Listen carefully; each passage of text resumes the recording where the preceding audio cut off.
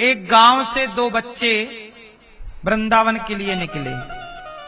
बच्चे मतलब जवान लड़के थे, 25 साल के थे, 25-30 साल के बीच की उम्र थी। दोनों जवान, दोनों के अंदर भक्ति का रंग लग गया। दोनों मित्र थे, दोस्त थे। चलो वृंदावन चलते हैं।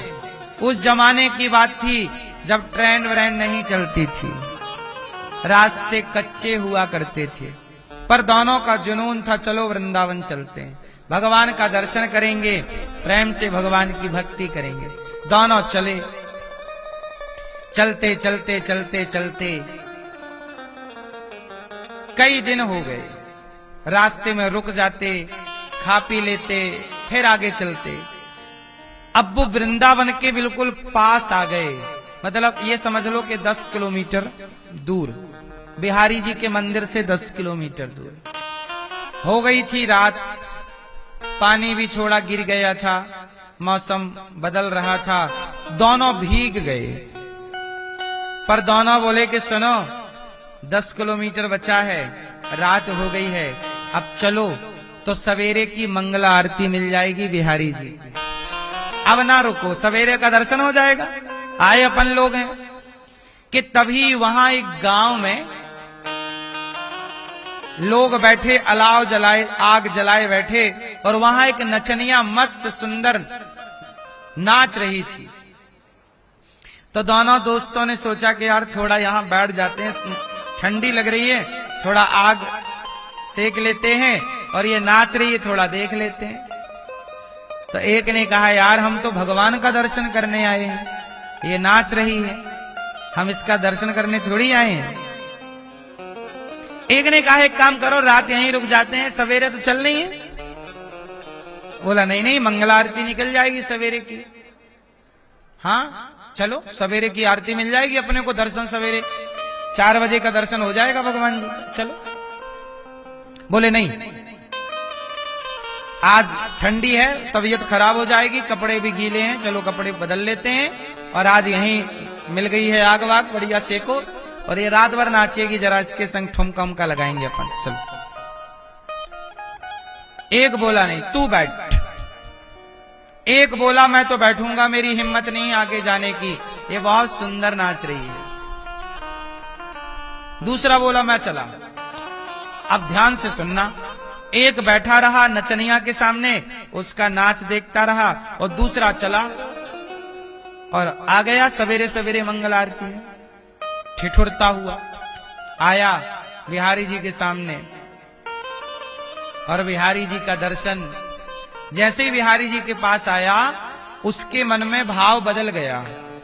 उसको लगा यार क्यों आ गया, मैं भी वहीं बैठता तो बढ़िया उसका नाच गाना देखता, सेकता, बढ़िया कितना मस्त नाच रही थी, कितनी सुंदर थी वो। अब ये उस सुंदरी का स्मरण करने लग गया। वो खड़ा किसके सामने है?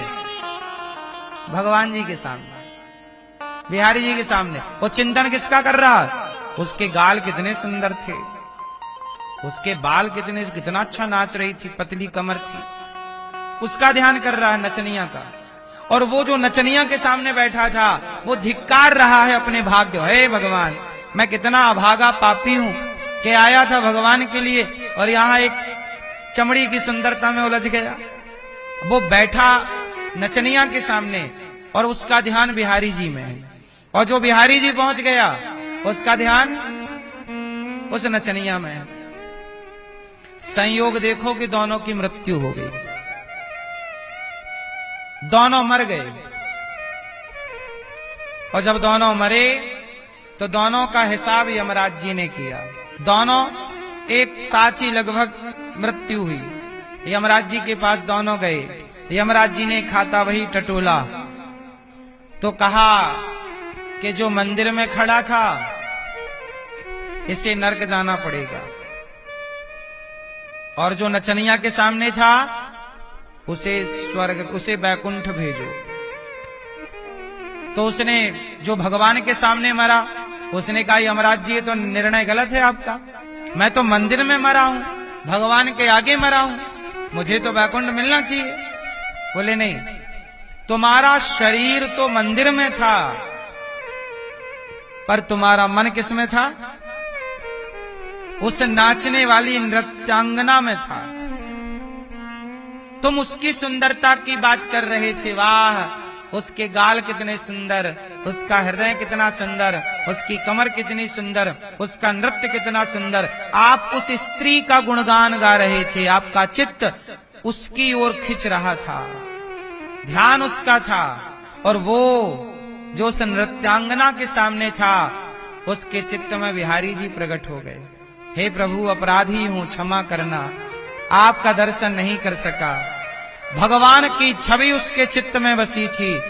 इसका मतलब ये हुआ कि शरीर कहाँ है इससे कोई फर्क नहीं पड़ता, मन कहाँ है इससे फर्क पड़ता है। इसलिए घर में रहकर भी आप दुनिया के किसी कोने में रहिए, पर अपना मन भगवान में रखिएगा। क्योंकि तन की प्रधानता नहीं है कि तन कहाँ है, प्रधानता किसकी है?